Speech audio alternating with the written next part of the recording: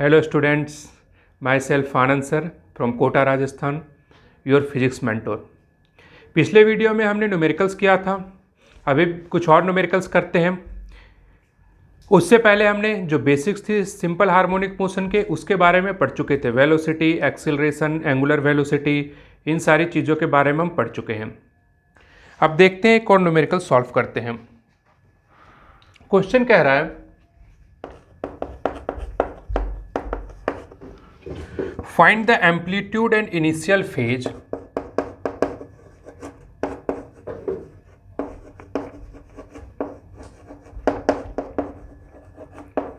find the amplitude and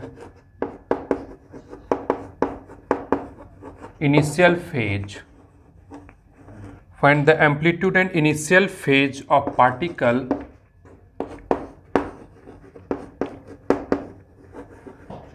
particle in SHM whose motion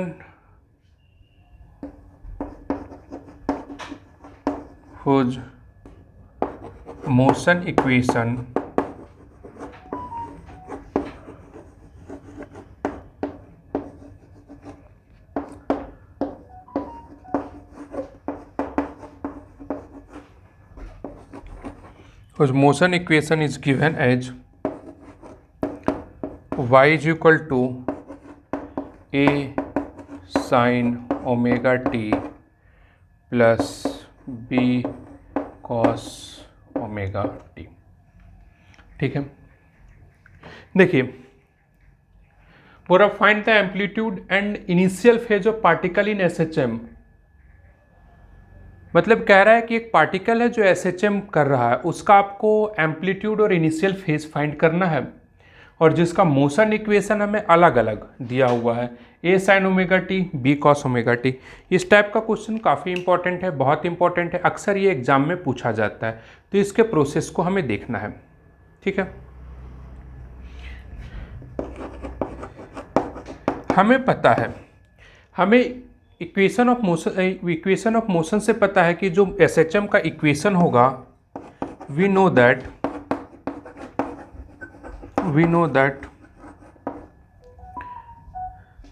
equation of SHM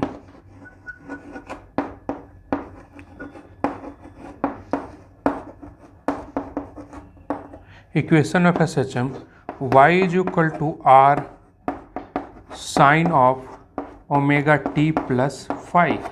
ये अगर हमारा equation of SHM है, तो यहाँ पर r जो होगा,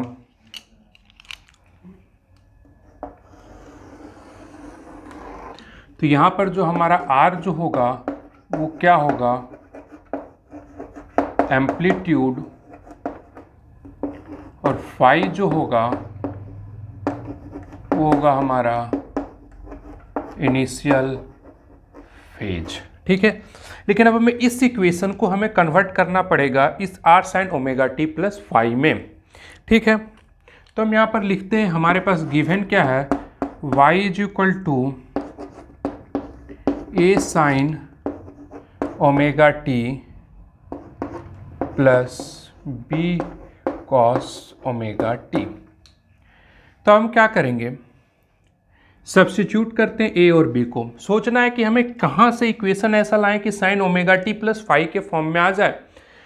तो हम यहाँ पर क्या करेंगे, we substitute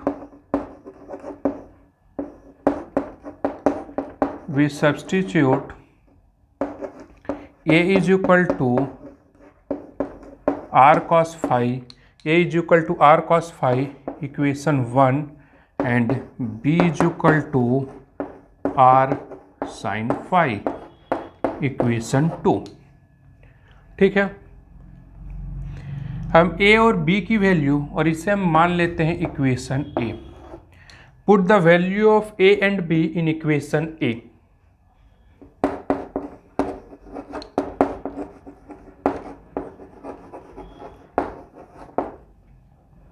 value of A and B in equation A में हमने पुट कर दिया।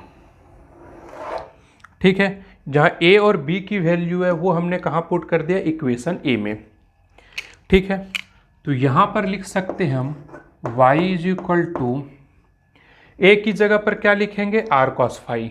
देखो यहाँ पर a है तो a की जगह हम क्या लिख देते बच्चों, r cos फाई। तो यहाँ पर लिख दो r cos फाई और क्या है sine omega t, sine omega T plus b की जगह पर क्या लिखेंगे r sine phi, r sine phi और सामने क्या आ जाएगा cos omega t, cos omega T.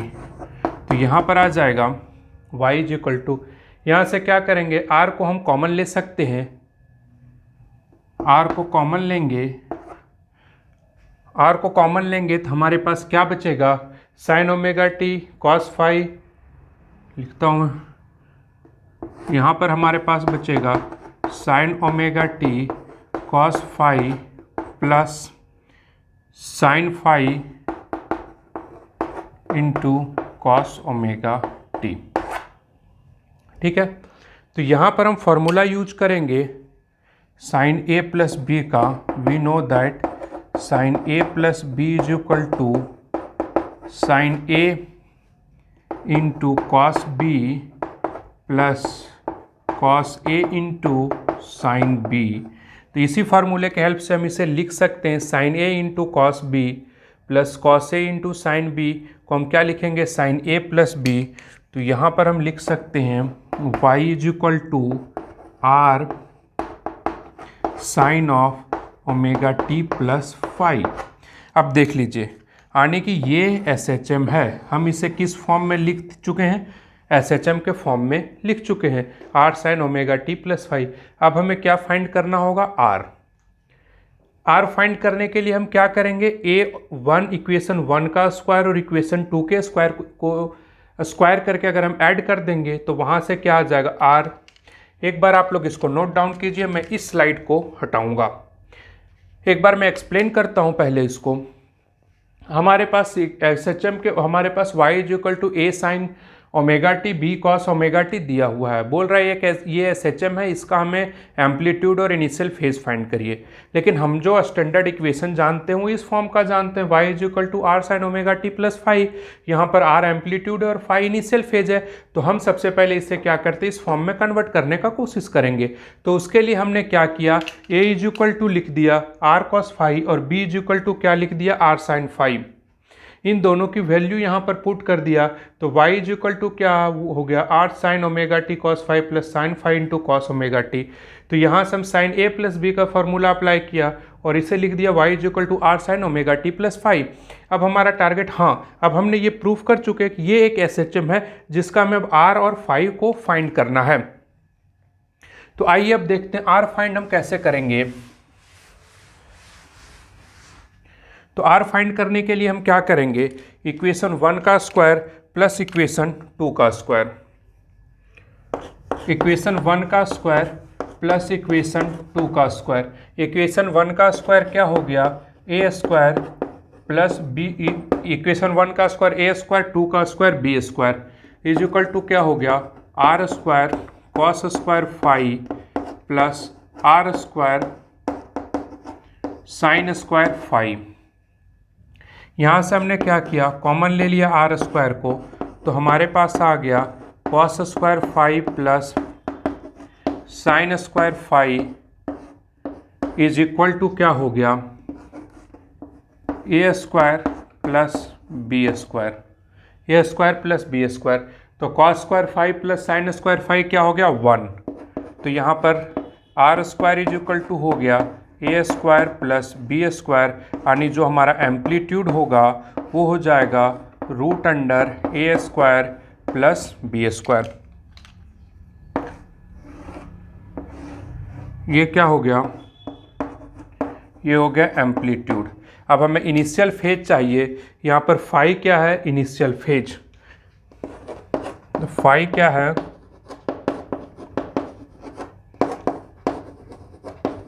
Initial phase. Initial phase के लिए क्या है इक्वेशन 2 अपॉन इक्वेशन 1, इक्वेशन 2 को डिवाइड कर देंगे इक्वेशन 1 से, तो क्या हो जाएगा r sine phi upon r cos phi is equal to क्या हो गया, बी अपॉन ए। तो आर से आर कैंसल हो गया, तो यहाँ पर क्या आ गया हमारे पास, tan phi is equal to B upon A, यानी हमारे पास जो इनिशियल फेज है tan phi is equal to B upon A आ गया, यानी कि जो इनिशियल फेज है फाई इज इक्वल टू क्या हो गया, tan inverse B by A. ठीक है, चलिए ठीक है, इसको नोट डाउन कीजिए।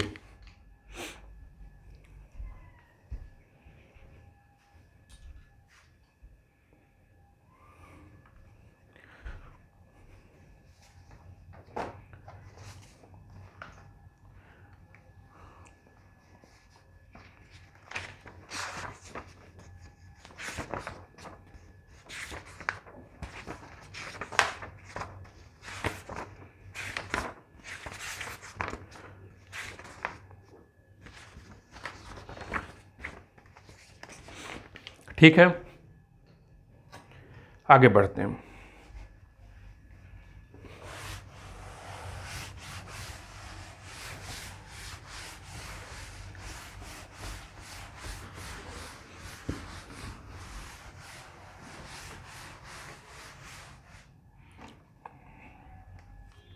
ठीक है, एक क्वेश्चन देते हैं, आप लोग ट्राई कीजिएगा, ये होमवर्क है। ठीक है, क्या, find the period of the function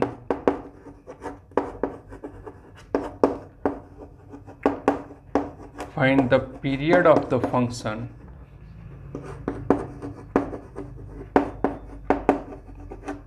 find the period of the function y is equal to sin omega t plus sin 2 omega t plus sin 3 omega t plus sin 3 omega t, y is equal to sine omega T plus sine 2 omega T plus sine 3 omega t. इसका आपको क्या find करना है, period of the function. इसे try कीजिएगा, इसका solution आपको next video में, इसके बाद जो वीडियो आएगा उसमें मिलेगा। तब तक आप इसे ट्राई करके एक बार सॉल्व कीजिएगा। ठीक है, चलिए अब आगे बढ़ते हैं।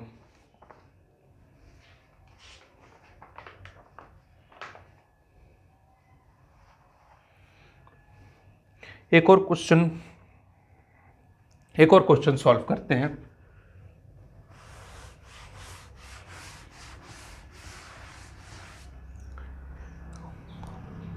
जितना कॉन्सेप्ट और जितना न्यूमेरिकल आप लोगों को बताया जा रहा है ये सफिशिएंट है। अगर आप इतने अच्छे तरह से कवर कर लेते तो बोर्ड के लिए 100% है, नीट 100% है और जेईई मेंस एडवांस का कॉन्सेप्ट आपका 100% है। इसके बियॉन्ड जाना ही नहीं है। अभी और एसएचएम में आगे बताया जाएगा, बस आप लोग कंसंट्रेट होकर के इसे पूरा का पूरा कंप्लीट करते जाइए।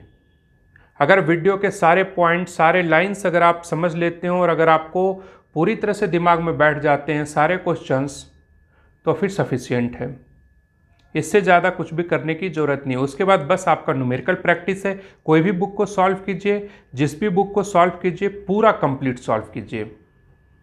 ठीक है, उसमें सारे कॉन्सेप्ट्स आपको, इस जितना कॉन्सेप्ट आपको बताया जा रहा है इससे बाहर कोई भी आपको मेंस एडवांस लेवल तक या नीट बोर्ड नहीं आना है। चलिए एक और न्यूमेरिकल इसी बात पर हम लोग सॉल्व करते हैं।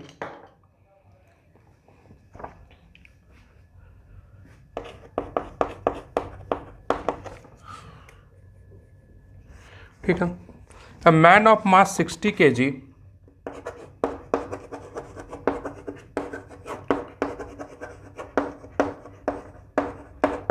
a man of mass 60 kg standing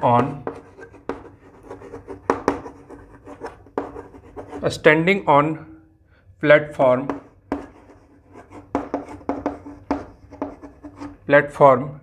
executing SHM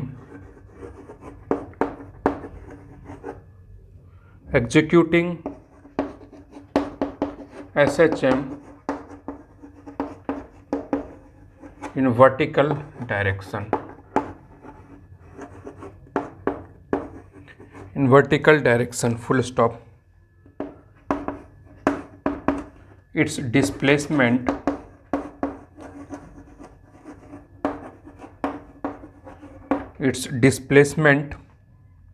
from the mean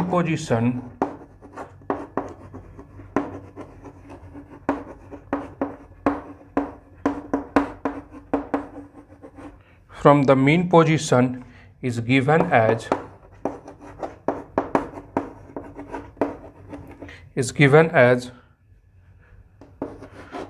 y is equal to 0.5 sine of 2 pi into frequency 2 pi f into t.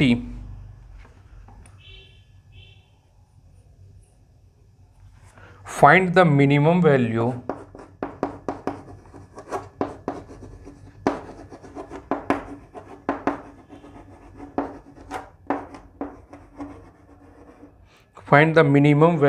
of f for which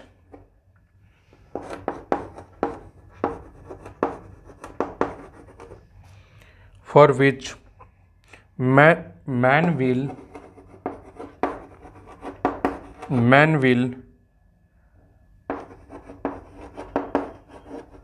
weightlessness at the highest point. Weightlessness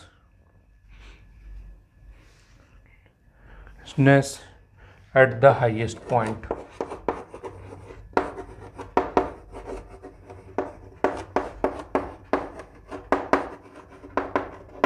ठीक है, question पहले समझने का कोशिश करते हैं कि question क्या कहना चाह रहा है। ठीक है, क्वेश्चन ये कहना चाह रहा है कि man of mass 60 kg standing on a platform, एक प्लेटफॉर्म के ऊपर खड़ा है।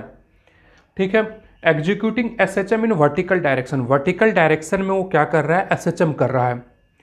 ठीक है, it's displacement from the mean position, इसके displacement from the mean position से इसका जो डिस्प्लेसमेंट है वो गिवन है 0.5 sine 2 pi F into T.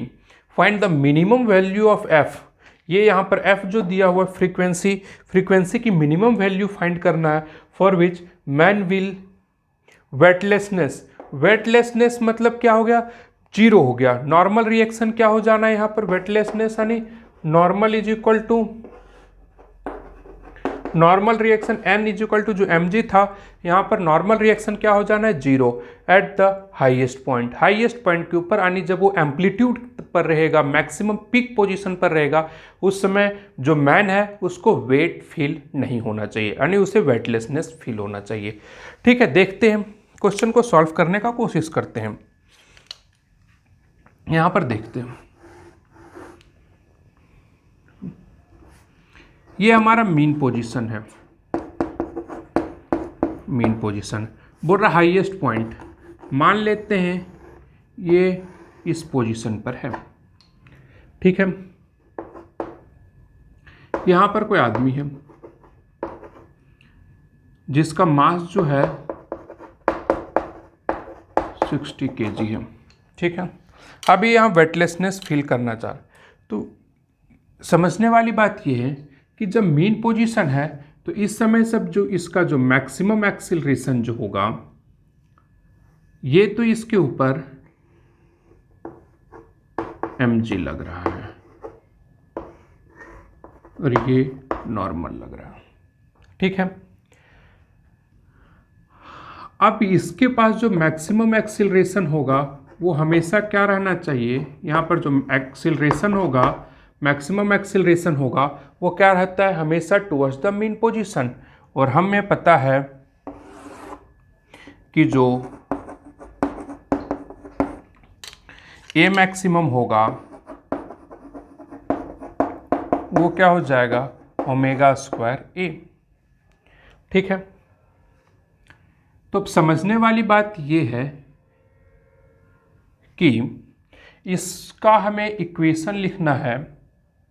इसका हम इक्वेशन क्या लिखेंगे, इस बॉडी के ऊपर जो फोर्स लग रहा है उसका इक्वेशन हम लिख देते हैं, नीचे की तरफ mg, ऊपर की तरफ n, is equal to m into a maximum, ठीक है।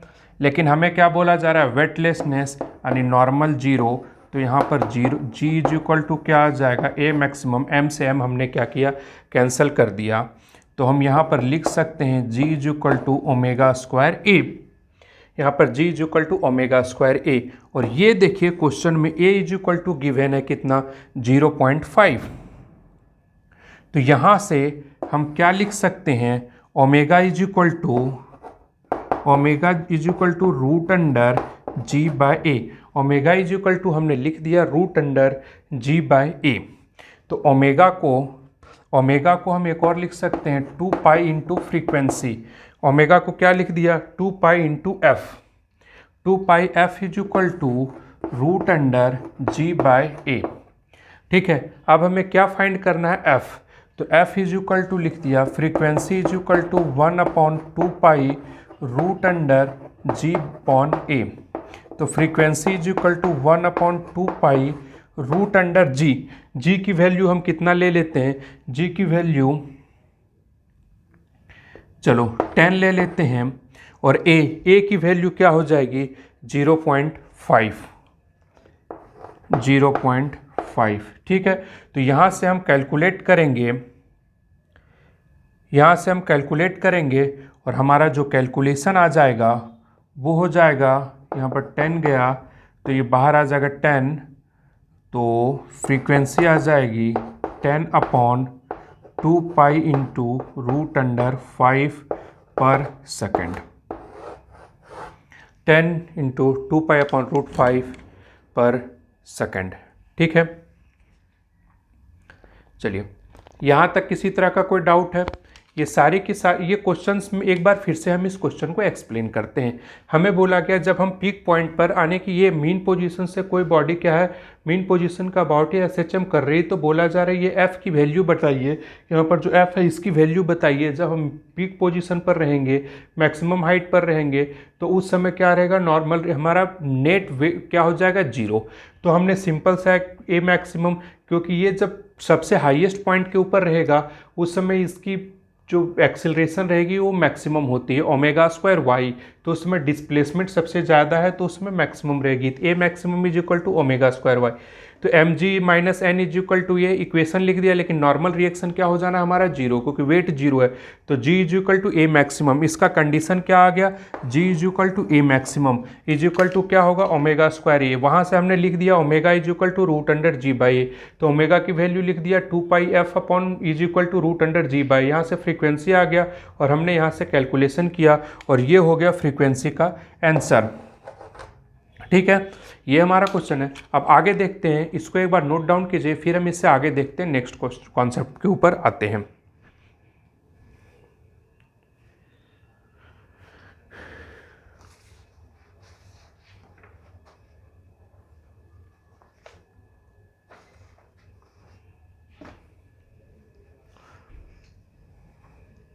ठीक है, अब इसे हटाते हैं।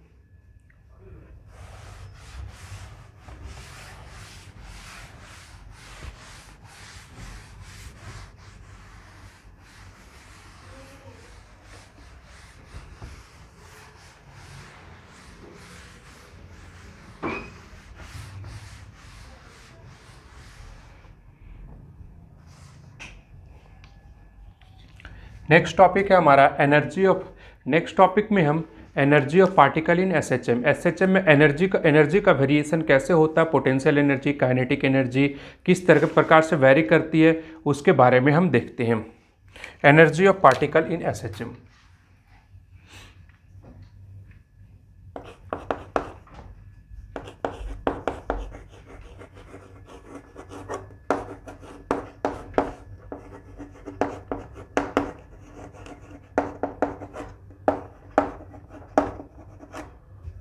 Energy of particle in SHM, ठीक है। देखिए, ये तो हमें पता है कि ये जो टू एंड फ्रो मोशन करती है वो मीन पोजीशन के अबाउट करती है। ये क्या हो गया, मीन पोजीशन। ये इस पॉइंट पर प्लस ए एक्सट्रीम पोजीशन, और इधर भी क्या हो गया, माइनस ए, ये क्या है, एक्सट्रीम पोजीशन। इस एक्सट्रीम पोजीशन के ऊपर जो पोटेंशियल एनर्जी रहता है वो क्या होता है, मैक्सिमम। इस एक्सट्रीम पोजीशन के ऊपर पोटेंशियल एनर्जी क्या होता है, मैक्सिमम, ठीक है।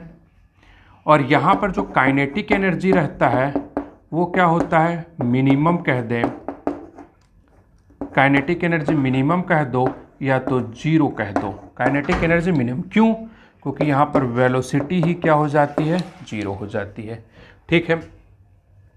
लेकिन इस पोजीशन पर क्या होता है, मेन पोजीशन के ऊपर काइनेटिक एनर्जी जो होती है वो क्या होती है, मैक्सिमम होती है।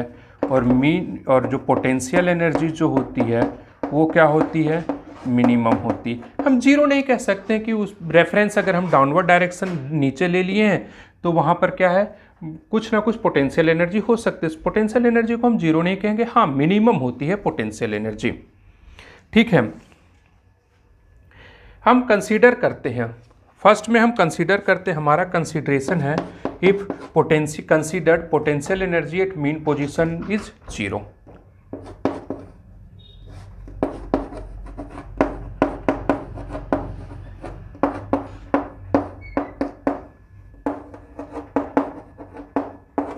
at mean position is zero। Consider potential energy at mean position is zero. Mean position के ऊपर पोटेंशियल एनर्जी क्या है, जीरो, ठीक है। तो मीन पोजीशन के ऊपर अब हमने मान लिया कि पोटेंशियल एनर्जी क्या है, जीरो, और काइनेटिक एनर्जी क्या हो गया, वो मैक्सिमम। ये कहाँ है, एट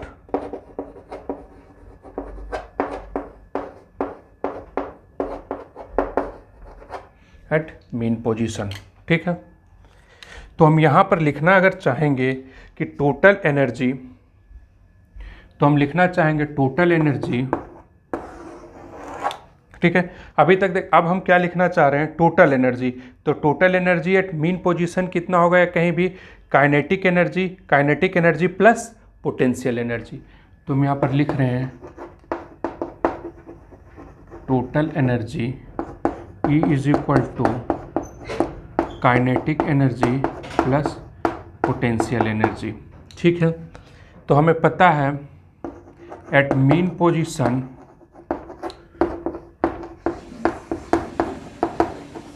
पोजीशन ये जो टोटल एनर्जी होगा, काइनेटिक एनर्जी क्या होगा, half m into v maximum का स्क्वायर प्लस पोटेंशियल एनर्जी क्या हो जाएगा यहाँ पर, जीरो।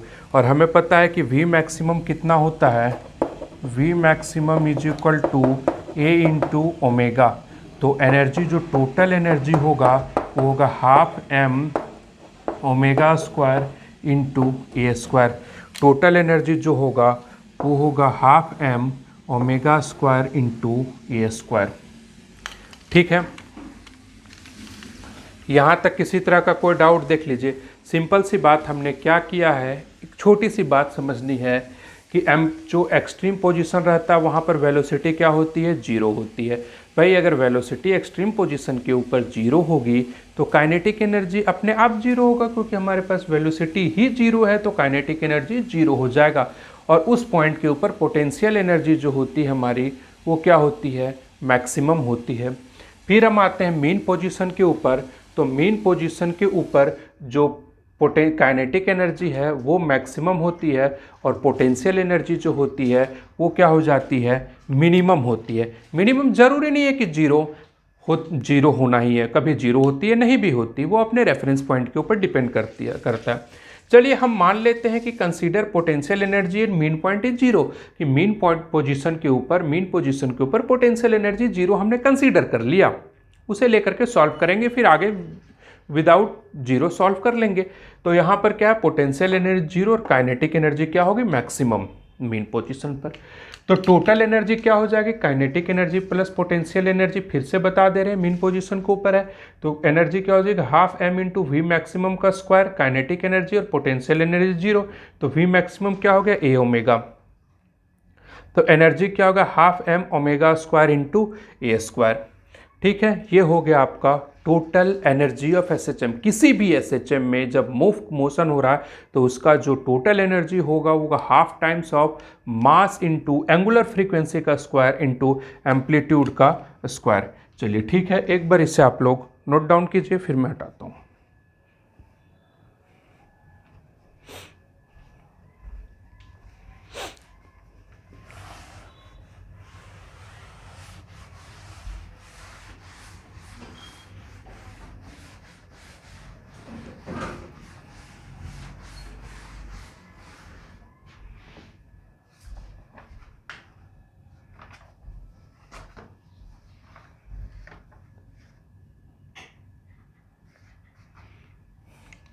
अभी तक हम क्या देख लिए हैं, जो टोटल एनर्जी है एसएचएम का वो क्या है, half m omega square into a square, ये अपन देख चुके हैं। अब देखें kinetic energy of particle in SHM.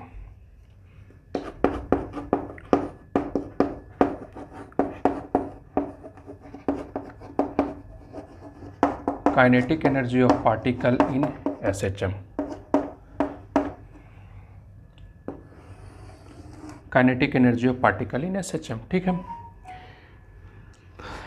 Kinetic energy कितना होता है, काइनेटिक एनर्जी का फॉर्मूला तो सबको पता है, kinetic energy is equal to half m b square.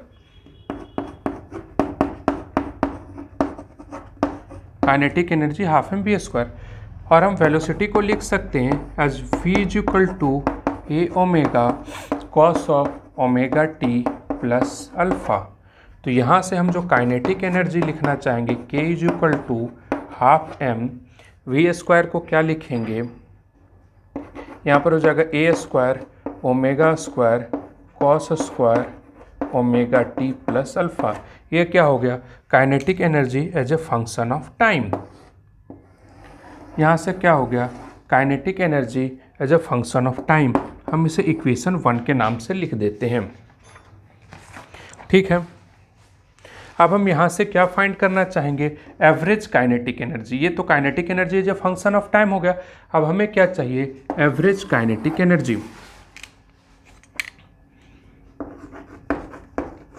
Average kinetic energy of particle, average kinetic energy of particle in SHM. SHM में जो average kinetic energy of particle होगा उसको हम फाइंड करने जाएंगे। तो एवरेज काइनेटिक एनर्जी, तो यहाँ पर एवरेज काइनेटिक एनर्जी को हमने इससे रिप्रेजेंट किया है, तो क्या होगा, इसका हम एवरेज फाइंड करेंगे। तो एवरेज फाइंड करेंगे half m a square omega square, तो हमारे पास जैसे है वैसे ही आएगा, half m a square into omega square. और हम सबको पता है कि ट्रिगोनोमेट्री कॉस स्क्वायर का जो एवरेज होता है वो क्या हो जाता है, हाफ होता है। तो हम यहाँ क्या लिखेंगे, हाफ। तो यहाँ पर लिखेंगे हम काइनेटिक एनर्जी का एवरेज लिखेंगे। एवरेज काइनेटिक एनर्जी जो होगा वो half times of half m a square into omega square. और यहाँ से आपको दिख रहा है कि ये क्या है, total energy. Half m a square omega square क्या हो गया, टोटल एनर्जी। तो यहाँ से लिख देते हैं जो एवरेज काइनेटिक एनर्जी रहेगा, कंप्लीट मोशन का जो average, single SHM complete SHM का जो एवरेज काइनेटिक एनर्जी रहेगा वो क्या हो जाएगा, half times of ET. Half times of ET, ठीक है। इसको ध्यान में रखिएगा, बहुत ही इंपॉर्टेंट है। इसके अलावा एक और kinetic energy as a function of y find कर लेते हैं। ये हमारा क्या है, kinetic energy as a function of time. Kinetic energy as a function of displacement find करने के लिए जाते हैं। तो काइनेटिक एनर्जी जो होता है वो क्या हो गया, हाफ एम वी स्क्वायर। और हम v इज इक्वल टू क्या होता है, v की वैल्यू हो जाएगी omega root under a square minus y square. तो हम यहाँ पर डायरेक्टली लिख सकते हैं kinetic energy as a function of displacement, सीधा लिखेंगे half m omega square a square minus of y square. सीधा लिखेंगे हाफ एम। चलिए यहाँ तक नोट डाउन कीजिए, एक बार फिर से देख लेते हैं। टोटल एनर्जी हमने अभी फाइंड कर लिया है, पिछले स्लाइड में फाइंड किया था half m omega square a square. तो काइनेटिक एनर्जी ऑफ किसी भी एसएचएम का काइनेटिक एनर्जी या कहीं भी काइनेटिक एनर्जी क्या होता है, हाफ एम बी स्क्वायर। तो हम यहाँ पर velocity as a function of time लिख दिया, ये omega cos omega T plus alpha. तो यहाँ से काइनेटिक एनर्जी हमारा आ गया half m a square omega square cos square omega T plus alpha. Kinetic energy जो फंक्शन ऑफ टाइम लिखा। अब हमें फाइंड करना है average kinetic energy of particle in SHM. एक सिंगल एसएचएम में एवरेज काइनेटिक एनर्जी क्या होगा। तो हम इसे एवरेज फाइंड करेंगे कॉस ओमेगा टी का, ये कंप्लीट फंक्शन का जब हम एवरेज फाइंड करेंगे तो ये तो हमारा कांस्टेंट है half m a square omega square, तो बाहर आ गया। और कॉस स्क्वायर ओमेगा टी का जो ये वन टाइम पीरियड का जो एवरेज है वो कितना हो जाएगा 1/2। तो यहाँ पर से जो के आ गया वो क्या हो गया half times of half m a square omega square.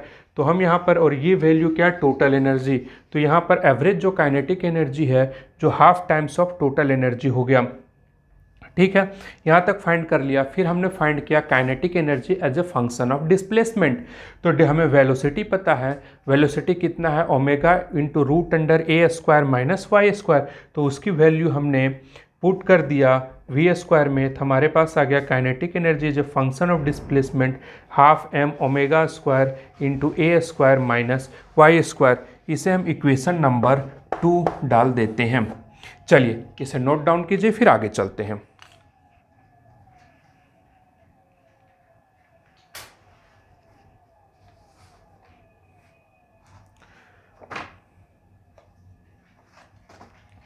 चलिए देखिए, अब नेक्स्ट वीडियो में हम लोग बात करेंगे पोटेंशियल एनर्जी।